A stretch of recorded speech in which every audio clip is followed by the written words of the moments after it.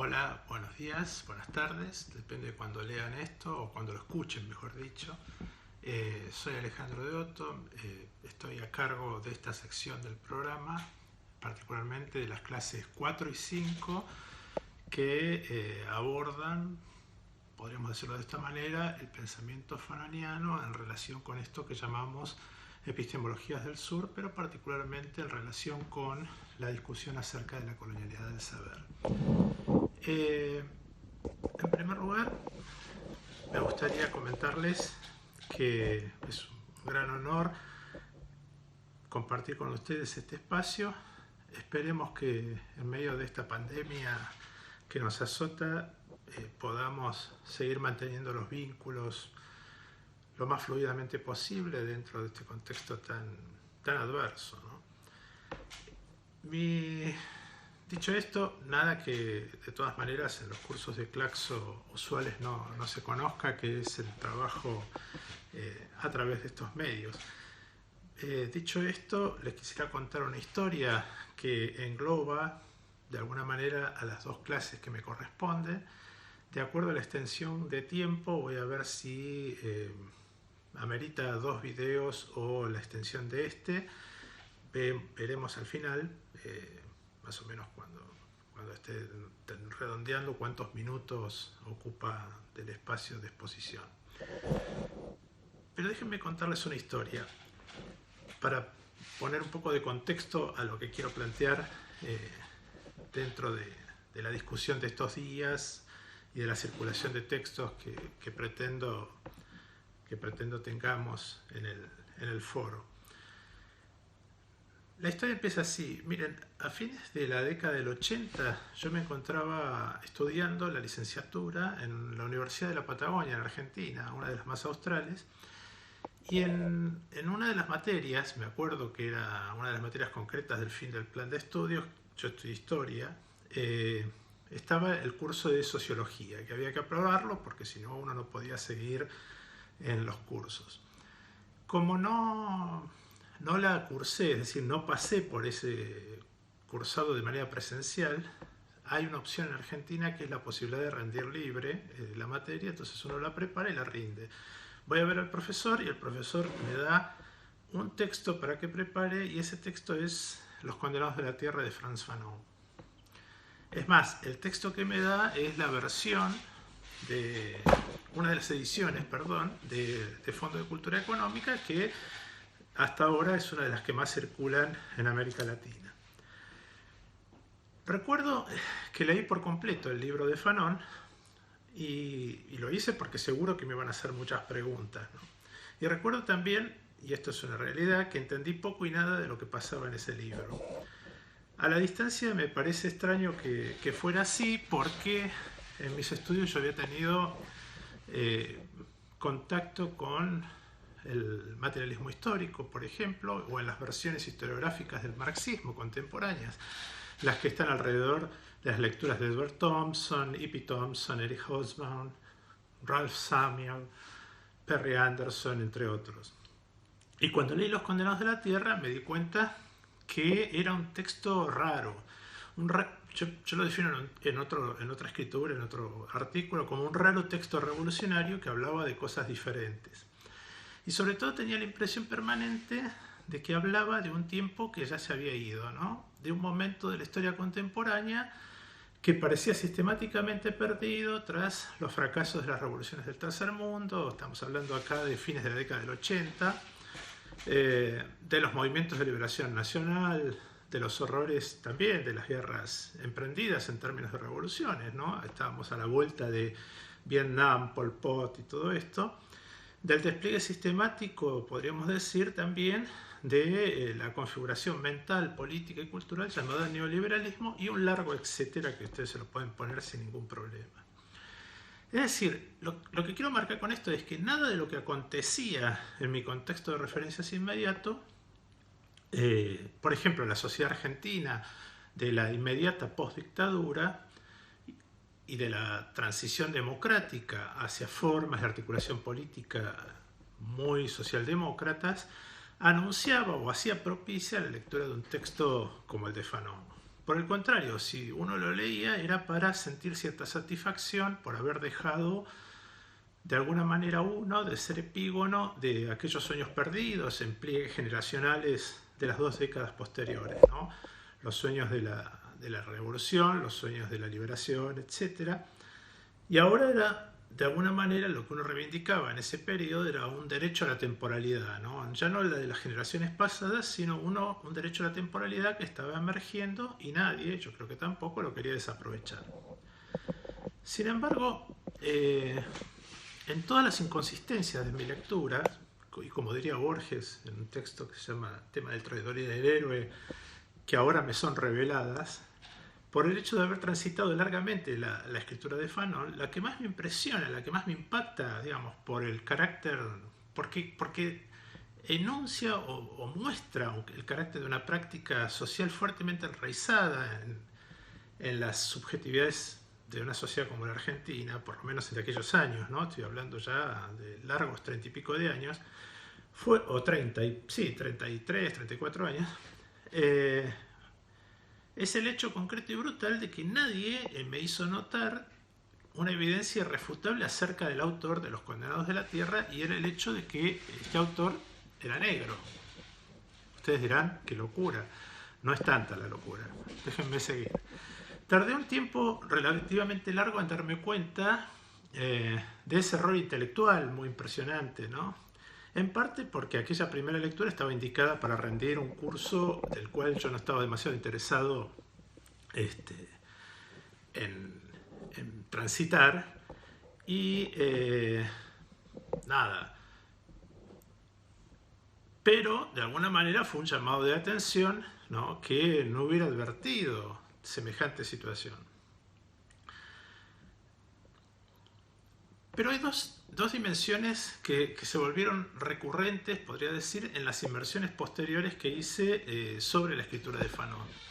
La primera, tal vez la más interesante, es que mi propio error intelectual, casi el error de la tragedia, podríamos decir, que es yo lo diría en estos términos, es propiamente un efecto y una consecuencia de la colonialidad del saber y de las geopolíticas del conocimiento. Esa es como la primera dimensión que me parece importante marcar. Y la segunda, tal vez menos clara y más difícil de delinear, se refiere a un error que la propia escritura de Fanon releva permanentemente, tanto para su narrativa como para las experiencias que intenta mostrar. Al dar cuenta, por ejemplo, de los procesos que los cuerpos coloniales, cuando están racializados, atraviesan y conforman. Un error podríamos pensar en las regulaciones de una colonialidad del saber, pero al mismo tiempo, en el caso fanoniano, ¿no?, desplegado en el modo de una tragedia, la clásica, la de Sófocles, ¿no?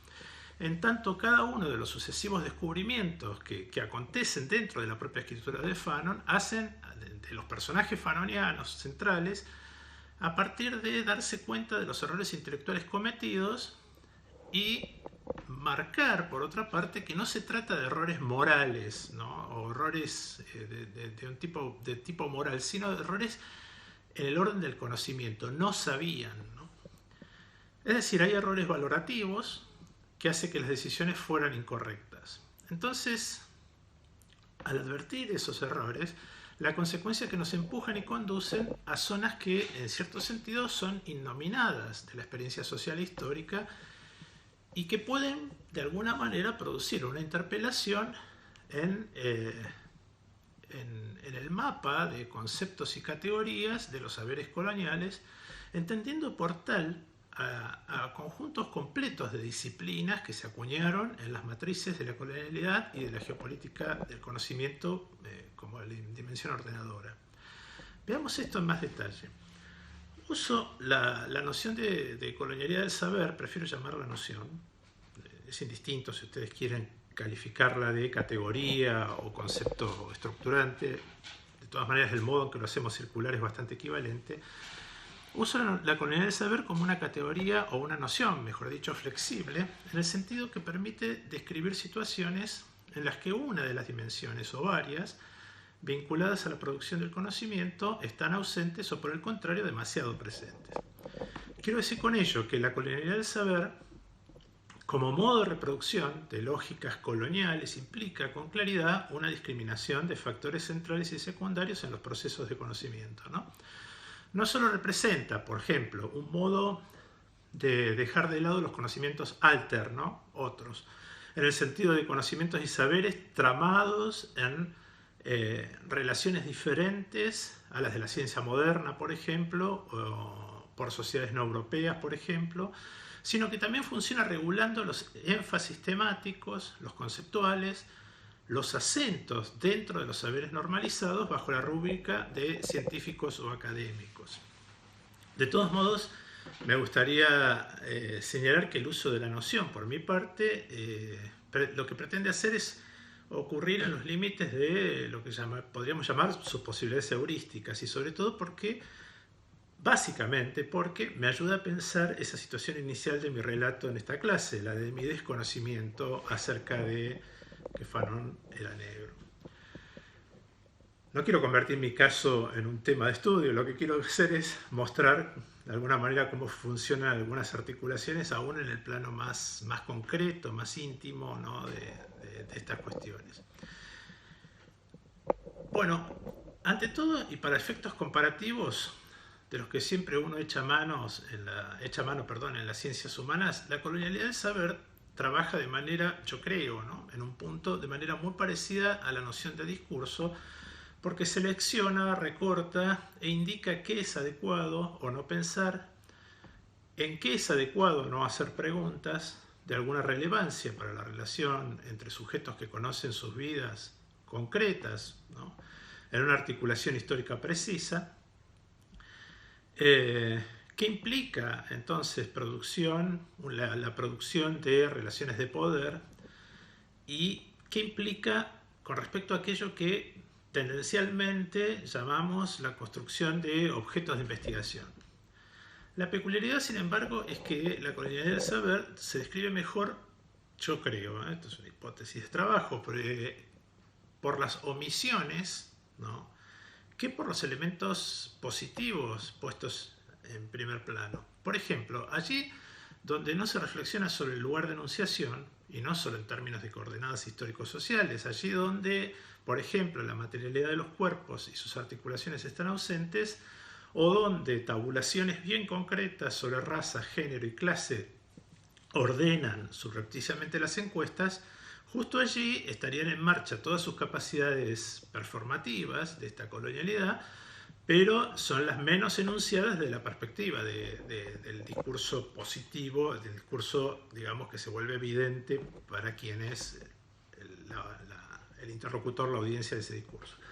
Tales capacidades actúan entonces en diversos planos, en donde se vuelve más incisiva y tal vez más operativa la operación, es donde los cuerpos aparecen separados de su materialidad concreta y son invocados por figuras conceptuales y categorías que los vuelven predecibles en sus trayectorias y relaciones. El caso de Fanon es emblemático en esto. Si ustedes recorren Piel Negra, Máscaras Blancas, un texto que yo no dejé, pero me parece obvio que lo pueden tomar como parte de la literatura auxiliar de este curso, que es una literatura central, pero digo, no de las lecturas obligatorias, van a ver con mucha claridad lo que ocurre cuando hay una determinación de los cuerpos que está ocurriendo a partir de esta dimensión de la colonialidad. Particularmente les recomiendo que recorran ahí el capítulo 5, que es la experiencia vivida del negro, de Piel Negras, Máscaras Blancas. Y uso esta idea de lo adecuado con total intencionalidad, porque no es un tópico menor en la serie que estudia el vínculo, por ejemplo, entre cuerpos racializados o simplemente cuerpos negros, por ejemplo, en el caso de Fanon, y una normatividad y racionalidad también, a la cual son atraídos a la vez que expulsados sistemáticamente, como de alguna manera ocurrió en mi lectura universitaria de Los Condenados, ¿no? La noción de adecuación remite a un vasto contexto espacio reflexivo inaugurado por Webb Du Bois, ¿no? a principios del principio XX, en varios escritos, y en especial el más famoso de ellos, el The Souls of the Black Folks. La idea entonces de experimentar el propio cuerpo como algo inadecuado es una creación que conecta experiencia y concepto en este pensador y que tiene consecuencias, ¿no? La más concreta es la percepción de cierto desdoblamiento frente a los discursos, por ejemplo, de la ciudadanía, de la civilidad, de lo civilizatorio, de los sujetos que son interpelados por la evidencia de sus cuerpos, que es la evidencia del proceso racializante. Un desdoblamiento que al mismo tiempo que promete algún tipo de ingreso a esas dimensiones de lo civilizatorio, la ciudadanía, etcétera, de la temporalidad, lo hace estableciendo límites muy precisos. Louis Gordon reflexionó mucho sobre esto, sobre el problema de la inadecuación, a partir del modo en que funciona la idea misma como un equivalente del concepto de teodicea. En ese marco, él pensó que la normatividad del discurso blanco se ofrece como punto de referencia frente al cual la única posibilidad es la de que ocurran mayores o menores identificaciones con respecto a él. A partir de allí, entonces, ese discurso estructurado a partir del registro racializante, civilizatorio, se vuelve como una referencia infalible, como un dictum, ¿no? Teodicea incorpora la dimensión del dictum, el decir de Dios, pues, ¿no? En el mismo sentido que la palabra de Dios funciona frente a los creyentes. Por ejemplo, los creyentes, que son sus intérpretes, y los actos que llevan a cabo solo pueden adecuarse a ese dictum, pero si fallan, no es culpa de la palabra, señala Gordon, ¿no?, de ese análisis tan hermoso, sino de una inadecuación persistente, muchas veces originaria, de sus propias constituciones corporales, ¿no? Es una tremenda tragedia en este proceso, esta cuestión. No es difícil entonces reconocer, por otra parte, en este tipo de operaciones, las discusiones de fondo sobre el problema, en filosofía por lo menos, de la razón subjetiva y objetiva, que atraviesa gran parte de los debates de la filosofía, y a los cuales, por ejemplo, Max Horkheimer consagrará gran parte de su crítica de la razón instrumental. En particular, esa imagen de la razón objetiva, caracterizada por ser una suerte de fuerza contenida tanto en los hombres y mujeres como en las relaciones de clase, en las instituciones y la naturaleza, que daba lugar como consecuencia a una racionalidad vinculada a los fines, desplegada en términos objetivos en los sistemas filosóficos.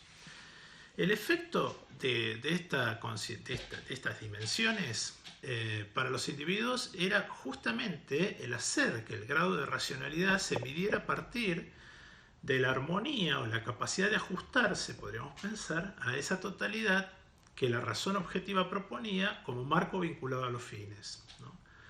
Ahora, el punto de esta cuestión, en el cual una razón subjetiva no podría pasar la prueba de ninguna de las formas esperables, sea como crítica de los fines, sea como elogio de los medios, es lo que Du Bois detecta con claridad, que los cuerpos racializados están por afuera de cualquiera de los parámetros que delinean esas racionalidades.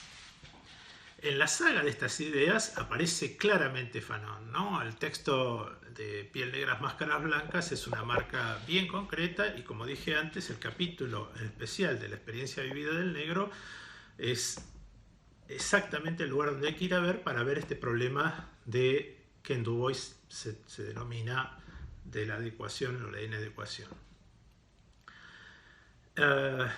Fanon en ese texto juega irónicamente con el arreglo a los fines, podríamos decirlo así, de la dialéctica de la historia de Sartre. Este es un ejemplo que siempre lo cito, pero que vale mucho la pena.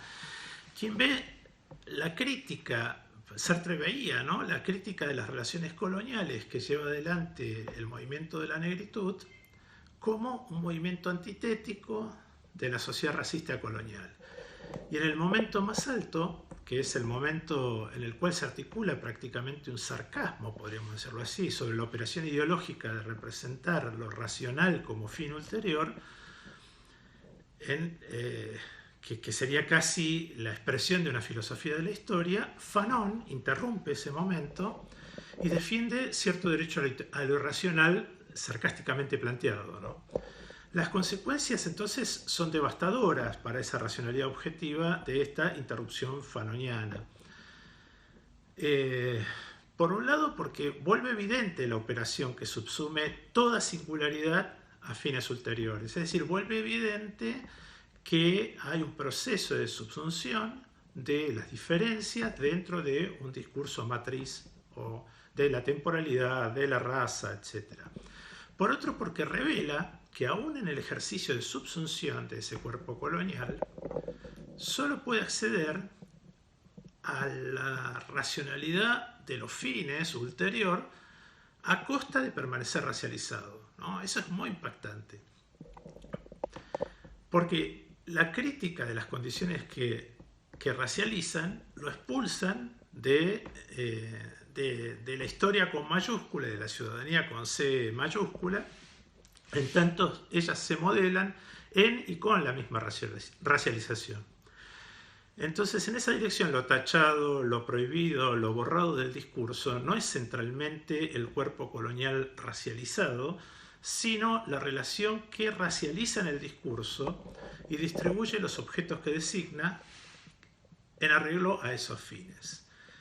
Voy a interrumpir aquí esta primera sección de la charla y voy a seguir en el siguiente video.